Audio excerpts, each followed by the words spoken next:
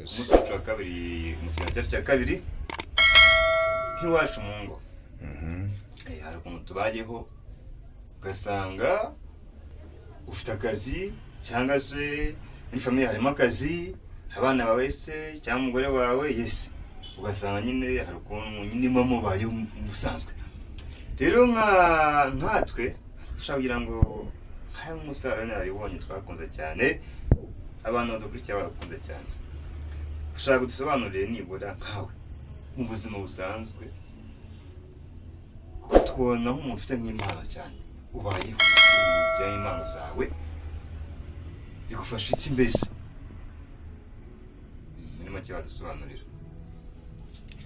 Urakoze mu byo mbajije. Mu byo mbona si byo mvuga ko arizo mpano zingejeje muri paradiso, ahubwo ibyo mbona ni ibibazo by'ishuri. Noneho iryo shuri rikampa kwibuka uburyo nabayeho, uburyo bw'iryo shuri ndimo n'uburyo bw'imyifatire. Aho rero turimo nasobanura imyifatire. Imyifatire yawe mbese muri rusange? Iyanjye niyo kwitonda. Nkagerageza kugenda nasanga umuntu amanitse ikibuye, njye nkahenge ku musaya. Yabona ari ngombwa akawumena, yabona atari ngombwa akandeka.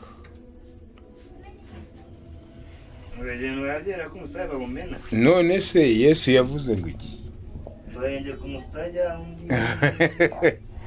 Umuntu nagukubita urushyi uzahengure n'uwundi bawumene. Urakoze. Hako nshubije ibya bibiri. Urakoze. Na Musa yaravuze kuko amategeko y'Imana ni babiri bayashinzwe, ku dini yanjye ni Gatolika. Reka twe kujyana by'Imana n'undi ikiganiro. Urakoze. Tuzakubaza kujyanye na Bibiliya cyangwa se n'Imana. Urakoze. Ariko kano kanya dushaka kugira ngo nyine tubwire muri mu buzima busanzwe ubundi ukora iki, utunzwe n'iki?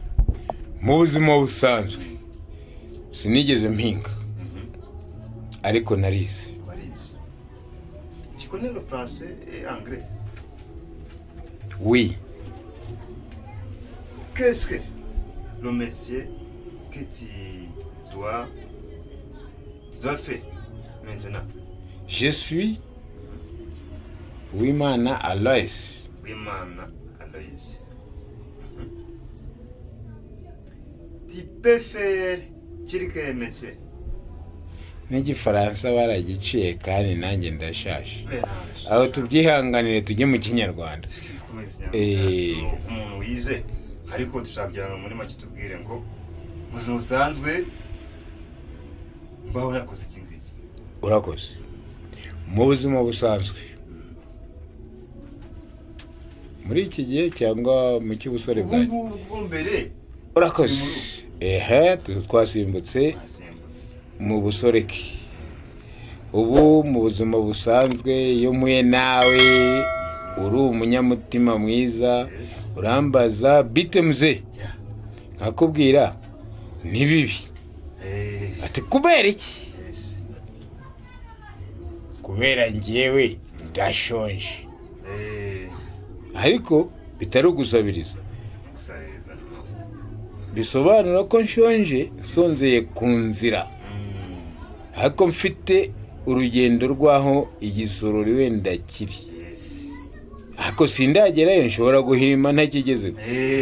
Nabigusobanurira ukavuga uti habuze iki kugira ngo ugere aho ukirira, ukahita nkubwira ikibuze.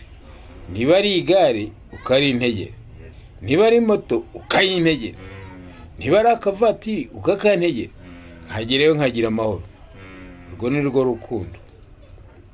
Ahubwo ubu nkijije umusaza mbese urakoze rwose w'intege nke warabyaye urakoze reka twikomereze muzehe dufite amakuru ya nyine ngo jya umuntu w'umwartiste ubakinira ibijyanye na filime ese filime yo kuraza iki ese filime ukina ubona kuzina kwawe bishobora kugufasha iki bo urakoze filime nkina ifasha abayibona igafasha abayitangiye kuko niba usanze abana bakina wibababaza bakinemo nabo bishime bashimisha kabisa urugendo rube ruhire amahoro ahinde nicyo kintu gituma ngewe nkina filime bivuze ngo ni umugambi ufite kugira ngo mu gihe uri gukina filime ni kugira ngo ushimishe urubyiruko rw'ino urakoze ntibasanze abakina numva n'abakinamo ese muze muri filime wakinnye bura watubiramo nk'ebyiri wakinnyeho urakoze mbaho ndumva ya mbere ndarayitangiriye ku rubyiruko ariko urwo rubyiruko nkaba nduzi ndumva ari ishimwe skuti urakoze uwo ni umwana mwiza yarantumiye ariko ntumira ari n'umwana wanjye wo mu muryango ariko nanone akantumira mu bwenge afite bwo kuyikina nanjye ntibyangoye kumushyigikira mu bwenge afite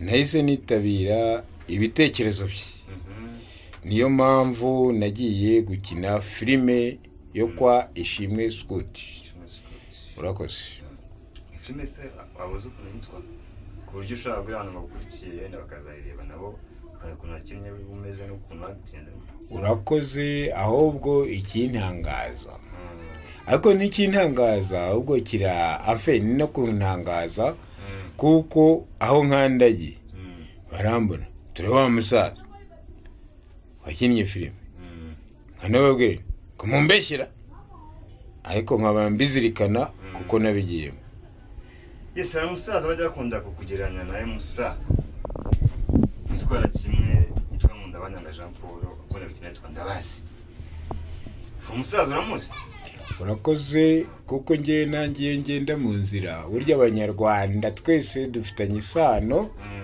wasanga afite imvi zingana n'izanjye ahubwo ngewe abenshi banyitirira uriya ucuranga ibintu zo gutya niba ngo ari Rwagitima uwo Nkundabanyanga muzamunyereke nawe wasanga urakoze rwose ntabwo ari bibi gusa n'undi kuko umuntu ni kimwe n'undi yes muzereka rero wenda ugiye nk'urugero tuvuge ko n'ubungubu umukina filime dufate nk'akagero gende kuko interview n'umwana wawe ushobora kuba nakosheje ngataninze ni gute wankangara nk'umubyeyi kandi ugaragaza ko uri gukina filime gende ntashe ntinse wowe umubyeyi ndagusanze urakoze njyewe ushobora gutaha utinze nkegeka waruhirika nabi nkakubaza ko waruguye mu nzu waruri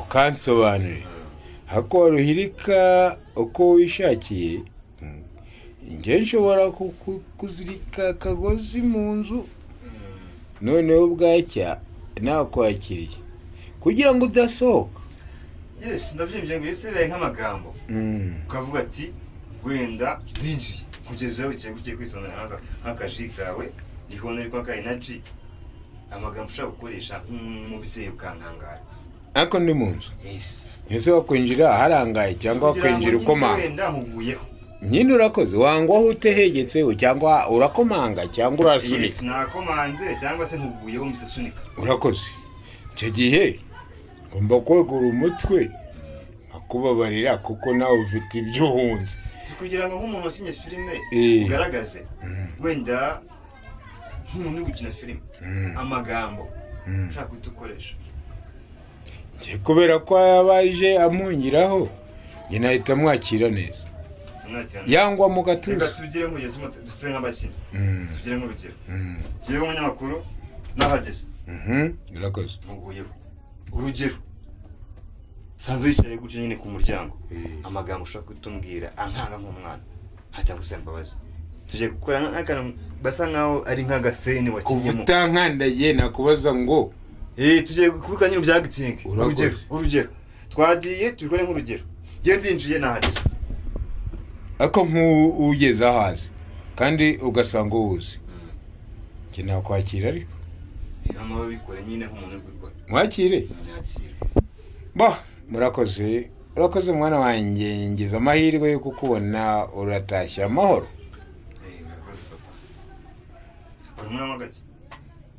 ka energy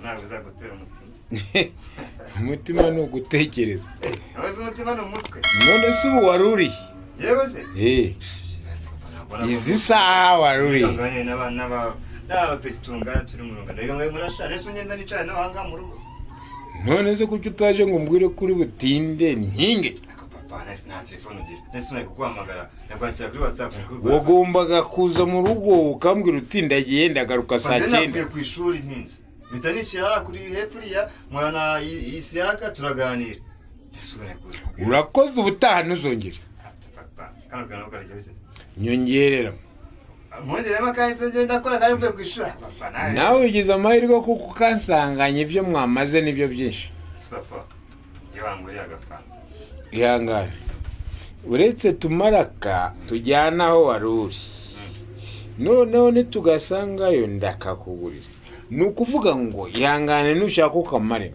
amaremo papa kanaryoshye ariko urakoze suje kandi umutima ko mama bitera ngo umutima n'ibintu by'amahine nanjye nari mbabaye kubera ko nari nkehereranye ese ayango urashaje upfe nta kibazo nanjye se mite twanese ese wamfushije papa nago wambiye kugira ngo nzasigere musimbura cyo ntago ari ikibazo noneho kugira ngo usimbure vuba ngaho nyiyicira papa wicu cyane reka ngubwire papa wanjye reka nkamwe ashiremo cyo kungura agafanta urakoze bo urakoze kamare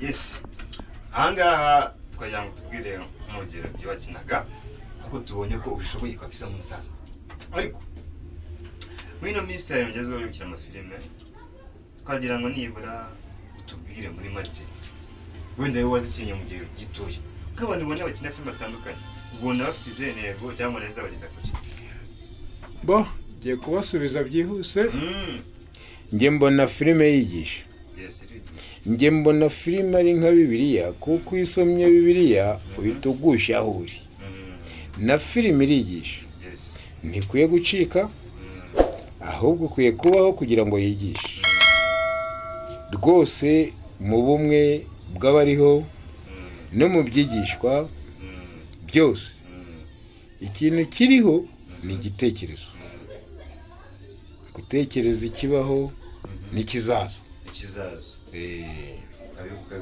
kabihuza yes reka turimo turasoza nk'umuntu nk'aho wakinnye filime ushaje niwe mukinnyi yifuza mushobora kuba mwahora usanzwe ukina filime nyarwanda mukaganira cyangwa se wumva ko mwahuza mugasangira mukajya kera mujyana cyane na filime cyangwa sinema nyarwanda muri rusange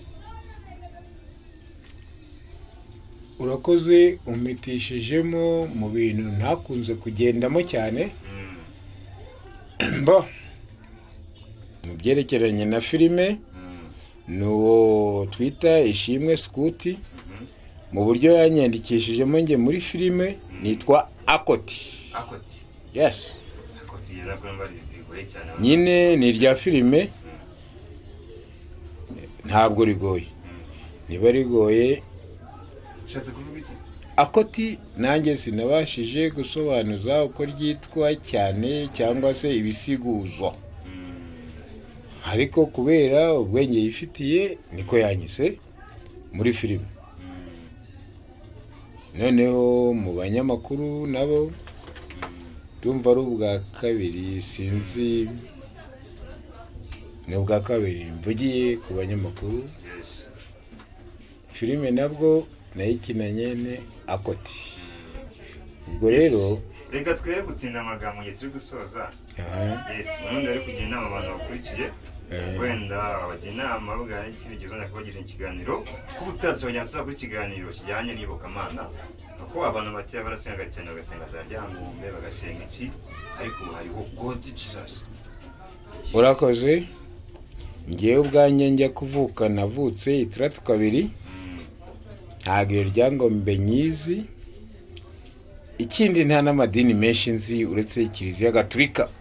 Ako si kwamamaza na Isilamu nayibyurikiye. Okay, reka twere gutina mu kiganiro wenda utaha muri gospel show. Yes. Ciao ciao. Aba Imana.